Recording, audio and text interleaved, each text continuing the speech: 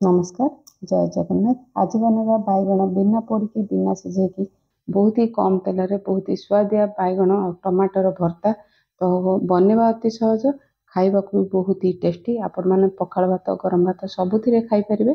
स्वागत करछि देसी फूड कोर्ट ओडिशा को। एठी बैगण भर्ता पाई मन नेछि 3टा कषि बैगण 2टा पाचला टमाटो। तो देख पाछे टमाटा पाचिथिले बहुत ही टेस्टी माने भर्ता बनिबो। तो ये 3टा बैगण भी जो ने कषि बैगण ने तो बैगण टमाटो को धोईकी बाहर कर नबा। तो ये बैगण को मुझे 4 खंड लेखे काटी नहीं जेहेतु पोक अच्छे ना नहीं देखा भी सहज मान आउ आम जो बैगण भर्ता बनवा तो बैगणटा कषीटा ना जो जरूरी। तो बैगण भर्ताटा बहुत ही टेस्टी बनवा। तो गोटे बैगण उठे मुझे 4 खंड कर नहीं। प्राय जन बैगण पोड़ा माने जेकोसी पोड़ा जिनस खाइबा को पसंद करती। तो एमती बनईकि आपण खातु तो बहुत ही टेस्टी बनूची। तो आपण बहुत ही कम तेल आपण बन पारे भर्ताटा। तो देखिए सब बैगण ये कषि कषि अच्छी। तो मुझे गोटे बैगण 4 खंड करके सब बैगण काटी नहीं। तो ये मुझे सोरिष तेल व्यवहार करछि। तो सोरिष तेलटा कले भर्ताटा बहुत ही टेस्टी बनवा। 2 चामच सोरिष तेल नहीं। तो तेल तातीगला आम जो काटिक रखी बैगण ये सब पकई नवा। तो मझे टिके जगह कर जो 2टा टमाटो रखी आम से टमाटो को भी ये पकई नवा। तो ये गैस मीडियम करके आम कभर करनवा 2 मिनिट पे। तो आपण मझे मझे खोलिकी देखुवे घाटुवे ना तल लगिज। तो ये बैगण टमाटो 2 मिनिट पर मुझे कभर काढ़ी पुणी थे कभर कर नहीं। तो टोटाल समय लगी 5 ରୁ 6 मिनिट समय लगी।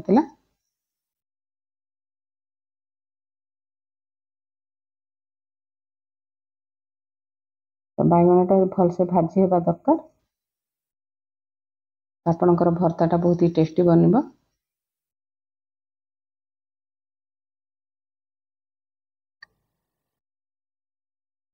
तो आज जब वीडियो भल लगे तो वीडियो को निश्चिंत गोटे लाइक करने। आप लाइक करने को भूली जाउछंती। तो वीडियोटी भल लगे लाइक शेयर सब्सक्राइब दुईटा ही करने। तो ये देखिपे टमाटो बैगण सब भलसे भाजी होगा। प्रथम टमाटो काढ़ नहीं बैगण भी देखिपे बहुत सुंदर कलर आछि। बहुत ही कम तेल लगी सब बैगण को भी बाहर करनवा।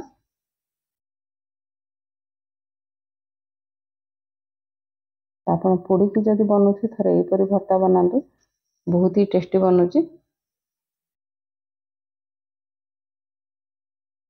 ये सब बैगण को बाहर करनवा।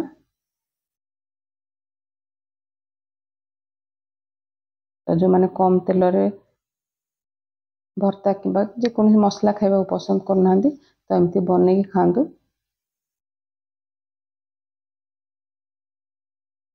तो जो बैगण टे भाजी ना प्रथम भलसे भाजी ने बाहर करने। ये बहुत ही कम तेल अच्छी। तो से तेल 7 ରୁ 8 कोला रसुण पकई। तो ये लो फ्लेम रसुण को भलसे भाजी ने। जदि आप चाहिए बैगण टमाटो जिते भाजुंट से टाइम भी आप रसुण को भाजी पारे।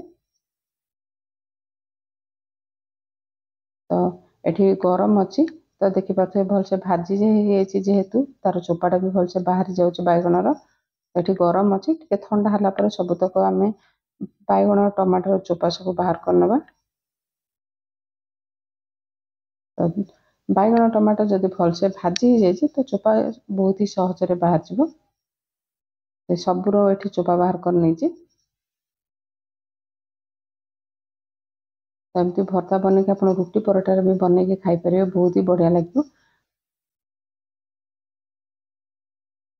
तो ये रेगुलर सल्ट और ब्लैक सल्ट और अल्प टिके हेंगु। तो हेंगुटा ऑप्शनल अच्छे आप चाहिए पकई पारे ना स्किप करेंगे कि भर्तार देले बहुत ही बढ़िया बास्ना आसब। तो आप चाहिए हाथ में भी चकटी पारे मैसर चकटले बहुत ही सहजरे बैगण टमाटो रसुण भलसे चकटी हो। सब जिनस माने रसुणटा जो गोटा गोटा अच्छी बैगण टमाटो सहित जब भलसे चकटी हो जाऊँगी तो खाइला बहुत ही बढ़िया लगे।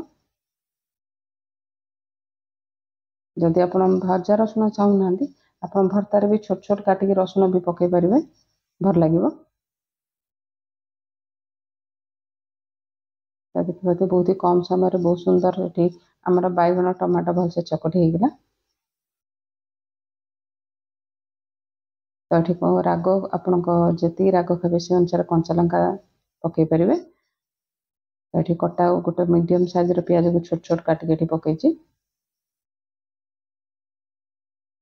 ତ କିଛି କଟା ଧନିଆ ପତ୍ର ଦେଇଛି। ବହୁତ ହି ସିମ୍ପଲ ରେସିପି, ବହୁତ ହି ଟେଷ୍ଟି ବନୁଛି। ଏଠି ମୁଁ ଦେଇଛି ଅଳ୍ପ ଟିକେ ଖଟା ଥିବା ଦହି 1 ଚାମଚ ଦେଇଛି। ତ ଦହି ପକେଇଲା ପରେ ଏଠି ସବୁକୁ ଭଲସେ ଗୋଳେଇ ନେବା। ତ ଆମର ବହୁତ ହି ଚଟପଟା ଆଉ ସ୍ପାଇସି ଟମାଟୋ ଆଉ ବାଇଗଣର ଭର୍ତ୍ତା ପ୍ରସ୍ତୁତ ହେଇଗଲା। ତ ଆପଣ ବନାନ୍ତୁ। ଆପଣଙ୍କୁ କେମିତି ରେସିପିଟା ବନେଇଥିଲା ନିଶ୍ଚିନ୍ତ କମେଣ୍ଟ ମାଧ୍ୟମରେ ଆପଣ ଜଣାଇବେ।